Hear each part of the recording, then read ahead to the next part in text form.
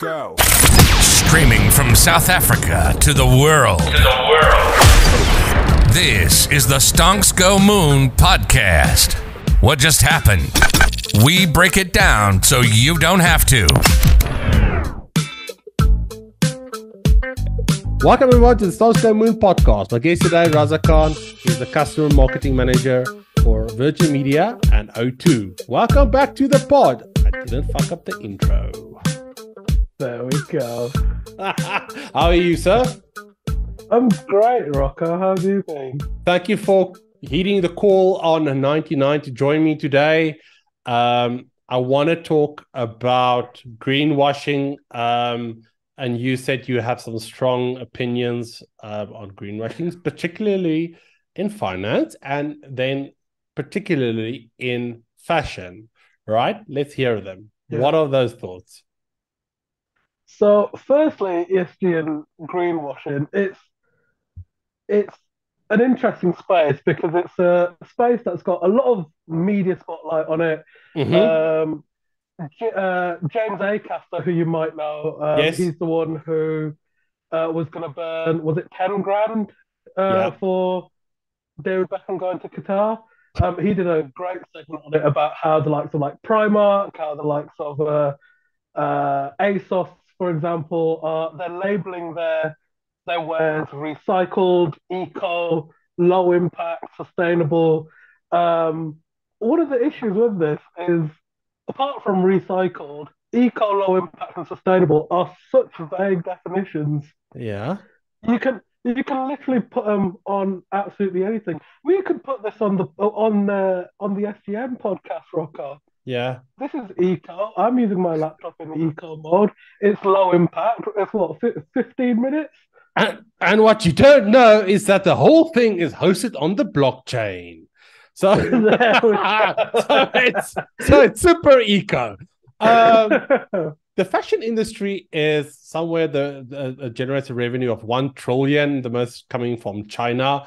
And this is where the problem comes when you start talking about that amount of money.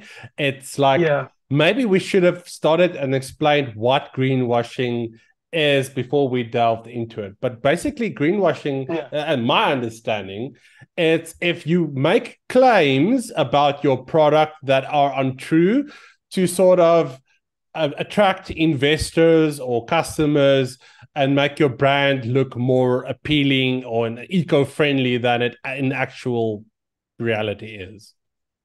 That's my understanding. Exactly. And I think to expand the definition slightly, it's also exactly that. So expanding definition. So for example, I mentioned recycled. A lot of brands are using recycled and recyclable interchangeably. So recyclable, great, I've got my t-shirt, I don't want to wear it anymore.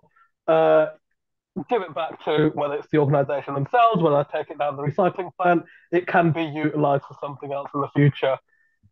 72% of fast fashion has the term recycled, and recycled clothes are not recyclable. So recycled clothes are clothes which have been put through the ringer, they've been made into a new bit of wear, but these organizations aren't exactly forthcoming in terms of the difference between the ED versus the ABLE, and it makes all the difference. If I'm dedicating a portion of my moral fiber, if you like, to being sustainable, to being eco-friendly, being low impact, the difference between those two letters are absolutely massive. And it's also the fact that a lot of these organizations, because what we have to look at in these organizations is the supply chain. Yes. And because the supply chain for a lot of this fast fashion, as you mentioned, is China, it's Bangladesh, it's India, it's Pakistan, a lot of this supply chain, we don't really, as in Joe Public, does not know too much about. Whereas the organizations themselves, they know that they might not be the most eco-friendly, but what they do know is what they can control from their third-party once they've got everything from their third-party suppliers, is that right, everything in this little box is eco-friendly. Our practices are eco-friendly. That doesn't really matter when you're using a supplier who's 3 times their emissions limit, or they're using a supplier who also looking at ESG, looking at the social and the G, which is, I can't even remember what the G is. What is the G in ESG? I can't remember now. I'm laughing at you It's because environmental, social. because the thing is that it's this whole nonsense of offsetting carbon credits, right? Exactly, yeah. So I can like offset if I have a factory in Pakistan, I can offset my credits by sponsoring a little garden or forest, in Suffolk for £1 million. If anyone wants to offset some garden, sorry, I fucked up that joke. If someone wants to offset some credit, I've got a shrub in my backyard. Just call me. It's nonsense. It's semantics, and this is the problem now, that we're going to need regulation. But I'm sort of afraid that, it's just like the food industry, where we have these terms, fat-free and low-fat and all that nonsense, that we still got people checking. No, but that's the thing. We've got people. You've just highlighted something that I didn't even think about: recycle and recycled. It's semantics. It's wordplay, and at the end of the day, where is the change going to come from? If it's got this eco implications, and it's got fun, and these guys are making a shit ton of money out of it, then legislation isn't really going to help. It's going to have to be the consumer, right? We're going to have to say, okay, I need to be more conscious of where I purchase and what I purchase. Exactly that. And I really like the food analogy, because that works so well here. Because if you look at the brands which are the most eco-friendly, for example, for example, Asda's done a massive push. Nike are doing a huge push. Adidas the same. But what you see is they're doing a huge push in being as eco as possible from their supply chain, from literally the conception of the idea of this piece of clothing to the very end product where someone's wearing it. Yes. What's happening here is that they have to put their prices up. In a similar way, if you look at food, it's all fair and good saying, people need to eat healthier, they need to know what they're putting in their bodies. But if a salad costs £6, £7, £8, and you're trying to feed a family, you're obviously just going to go from a Rustler's that's made of 3 parts horse and 1 part sponge. Like, what else? And it's the same with fast fashion. If there's especially in the UK, where prices are increasing like year on year, day by day, and we're getting more and more prime ministers every single month. You're not going to be able to dress your family up, dress yourself up in something that is environmentally conscious, but also on a budget. So it's where that balance comes from. And I think that's where we're a bit too far gone with ESG and greenwashing. Yes. It's so deeply entrenched in the way that the fashion world works, that you're too far gone, and you have to think, look, this is where we're looking at, this is where we've come from, but where does that end? If you're fixing fast fashion, that's going to impact the electronics industry, because similarly, they're all made in the likes of China, Pakistan, India. That's going to impact Kia Sofa, and the nuts and bolts of that are actually constructed, because there's just a domino effect that I think a lot of organizations are looking at on a superficial level, in order to, one, appeal to the more conscious generation that we currently have. But on the other hand, it's where does it end?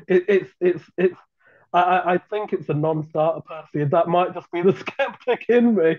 Well, I'll tell you what, there's some big financial institutions that are already coming out and saying we need to take a step back from ESG because we just can't leave stuff like big oil and big petrochemicals out of it. Yeah. Would be unfair to our investors and stuff like that. So we've gone far to the other side. Maybe that we're coming a bit to the middle again. We'll see. Let's shift gears a bit. Let's talk about we talked about the consumer and consumer trends, and one thing that's very hot at the moment, it's pop culture and pop culture driving fashion trends, and fashion equals money and companies and GDP and all that stuff. I don't know if you've watched the Netflix series Wednesday at all. Of course, yeah. Yeah, it's all over. It came up on my TikTok feed, and then I showed my wife, and she binge watched the season, I think, in 2 to 3 days. I don't know how she did in between raising it. Shout out Wilna. I have no idea, but apparently it's very addicting. They've made it very addicting, but also it's pop culture has picked up on things like what the lead character is wearing, what makeup, what hairstyle, all those things feed into the economy. Because I saw I can't recall what makeup brand it was, but they sold out of the one type of eyeliner or lip liner or whatever it was in a matter of days. And it's like, wow, this is really interesting, because brands spend a lot of money on advertising, and here is something that I don't think it was created like Netflix created it, because how would Netflix make money off of the secondary items and that's being sold? But I think through TikTok it became this phenomenon, because the music that's used in TikTok isn't even in the in the show. The show, no. Yeah, because my wife kept asking me, where's the... Because I showed her the clip of the dancing. I'm not going to do the... everyone knows what the dance is. But everyone knows what the dance is. And she said, but that music isn't in there. And I'm like, ooh, that's interesting. So TikTok took something that's completely separate and made it their own, and it took on a life of itself. It's fascinating. That's what happens with TikTok. TikTok is... Do you remember Vine? Yes. I'm an ex-Vine coach. Sorry, my Twitter bio says ex-Vine. No, I'm joking. Oh my God, you had me die for a sec. I was like, oh my God, so you were contributing to when they went bankrupt in 2016. But no, Vine was amazing. And Vine was a similar thing where it wasn't any one thing. So it wasn't as commercialized as TikTok, in that it was the meme that was funny. Vine was like Reddit and I Can Have Cheeseburger had a baby with YouTube, and Vine got spit out, and then TikTok came along. TikTok came along, and the things that just fly. I mean, credit to their algorithm. The fact that it doesn't block anyone out because of followers, likes, whatever. It is literally just what people are watching at any one time. Fair play, TikTok, and it's the only... I believe it's the only social media that has that functionality now. And you use Wednesday as an example. So Wednesday, the clothes went viral on TikTok. I can absolutely guarantee, October 31st, 2023, there's going to be a 50% uptick in Wednesday Addams. I don't know if Netflix, and credit to Netflix's costume department. I mean, Dharma, I know they were saying don't go out dressed as Dharma, but again, that captured the public imagination because it was so distinct. People don't want to dress like them, but there's occasional when to go out. Similarly, if you look at Emily in Paris, again, TikTok trends going into the billions of views now collectively of people going to Paris dressed Yes. as the characters Yes. from Emily in Paris, and you can see that in the actual organization. So a lot of I don't even know what companies are making the clothes in Emily in Paris, but Zara have got similar clothes. Um, and then, of course, you get your budget ones, which are your Boohoo's and your ASOS's and your Pretty Little Things putting out similar clothing just without the label. And I think that's where the combination comes from. TikTok, everyone I know is from TikTok, literally from like my 7-year-old little cousins to my dad watches TikTok, and it transcends class as well. Similarly, that's what fashion does. Have you seen slight tangent, but it's going to loop around, I promise. Have you seen Devil Wears Prada? Yes. So you know that Yes. Yes. scene Yes. where Anne Hathaway's character goes in and she's like, "Is this a cerulean belt or is this a whatever other blue it is?" And Meryl Streep just, dresses her down for claiming that it's not important and goes through where it goes from the highest fashion accolades all the way down to the, what was it, bargain basement at Target. Uh-huh. That's literally what you're seeing with TikTok and fashion right now. You'll see, you can get a Gucci leather belt that you saw in Emily in Paris, and then you can get the exact same thing with from fast fashion ASOS, and go to Paris and live your white girl wasted dreams. And honestly, that's one, the power of TikTok, and two, the combining powers of fashion at the moment. I really didn't think that you were going to be able to bring that one around. I was like, Yeah. okay, how is he gonna do this? But you got me. You got me there in the end. That's all that matters. Talking about going from the spectrum from going upper class and sort of middle class and lower class. There's a new type of class, and it's called the digital class, right? And it's something that I think me and you or anyone over the age of, I want to be careful here, but I want to say 25 doesn't get. It's spending money on digital avatars or skins, or if someone uses the words digital one more time, I'm going to commit not suicide, I'm going to commit murder, because it's the worst. There we go. I hate that word. It's like worse than moist. Digital. It's just like, but it's what I'm trying to say is, it's physical and virtual. It's like, okay, it doesn't work, but it's becoming a multi-million or if not billion-dollar industry in itself. Yeah, it is. And right, so I'm 25. So I'm gonna count myself on the back end that understands it, because it's touch and go. It's touch and go. It's touch and go. But the reason I understand it is because I'm a nerd and I love video games. So I first became acquainted with this with skins in gaming. So you're playing through a game. It was Jak and Daxter 2. I remember it clear as day. You got like 100 eggs or whatever, and then you can unlock a new skin in the game. That blew my mind. And essentially, from that little moment is where you've got this entire digital fashion world. So if you look at Spider-Man, for example, if you look at Spider-Man for the Amazing Spider-Man 2 game, yes, there are rumors that they're teaming up with quite a few fashion houses in order to create fashion house branded Spider-Man suits for the game, which is absolutely insane. I mean, it just shows how in the zeitgeist Marvel currently is, that they've got the ability to do that. But separately, what I absolutely love is the personalization. So fashion is really the only true functional art. And it's very, very, very personal. So you've got your fashion sense, I've got mine.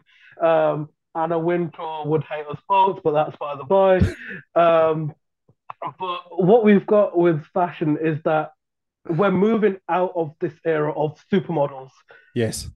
As soon as we moved into social, especially the likes of Instagram, TikTok, Vine, Snap, we're moving into the phase where absolutely anyone can be a supermodel. You've got your phone, you've got your camera. Does not matter about your body type. Does not matter about your personality. If you've got a camera, you've got a face. Click it, done. And and this has just been accelerated by the likes of Fortnite, the likes of Roblox, where Balenciaga, let's whisper their name from here on in, but 2018, admittedly, to give them some credit, they did a fantastic thing by going to Roblox and doing a fashion show in Roblox. Please don't quote me on this. It's because they wanted access to the children. Sorry. Oh God, I didn't even think that. Oh my God. Outstanding move. that is good. Oh, good. Okay. They did a campaign where it was a fashion show within Roblox. They've done the same with Fortnite, as in not Balenciaga. I believe that's been like LV. And as we're moving more into the space where, coming from a telecoms angle, where 5G is all the more capable. 5G essentially it was launched in the UK 2018, 2019. Okay. Yeah. It essentially came 4 years too early. Unlike 4G, where the use cases were there and built by the time that it launched, 5G just came and everyone just panicked and was like, oh, well, it's faster. And there were no use cases to actually justify that. As we're moving into this VR and this AR space, especially in fashion, this is what you're going to see. So BT and EE are doing some incredible work at their, I think you'd call it a studio, but they've essentially got like a setup where they're testing a bunch of next-gen AR and VR capabilities. And part of this is in fashion, where instead of going to a store and you having to pick out your clothes and wear them like a mug, instead what you can do is scan your body, you pop on your AR glasses, look in the mirror, and you can wear the clothes that you're going to be looking to wear and see how they actually fit.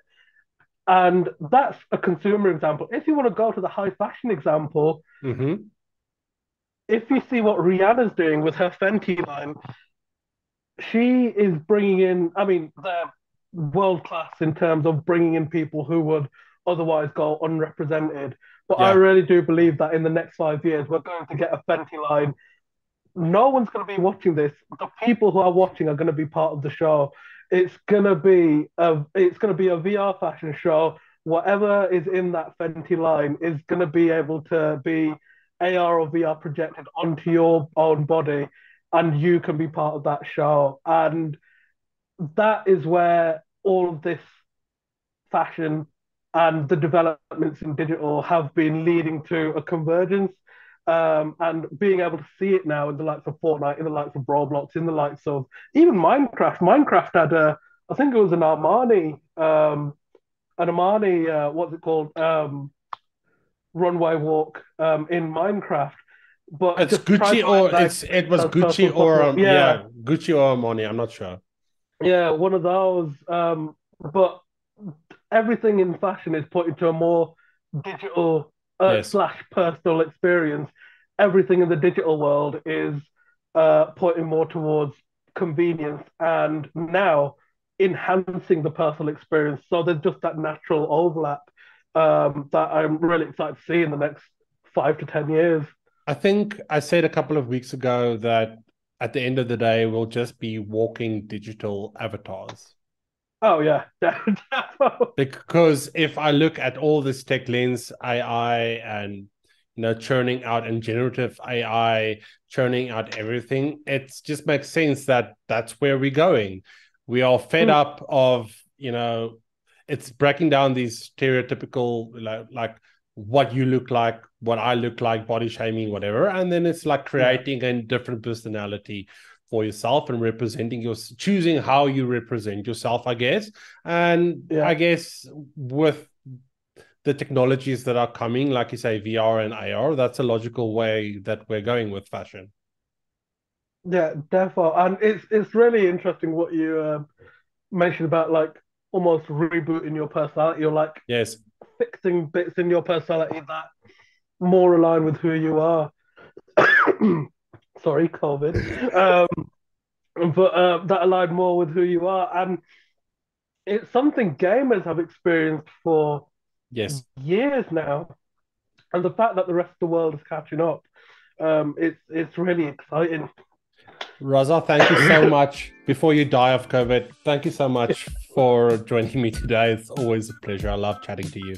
If the listeners want to find out what it is that you do and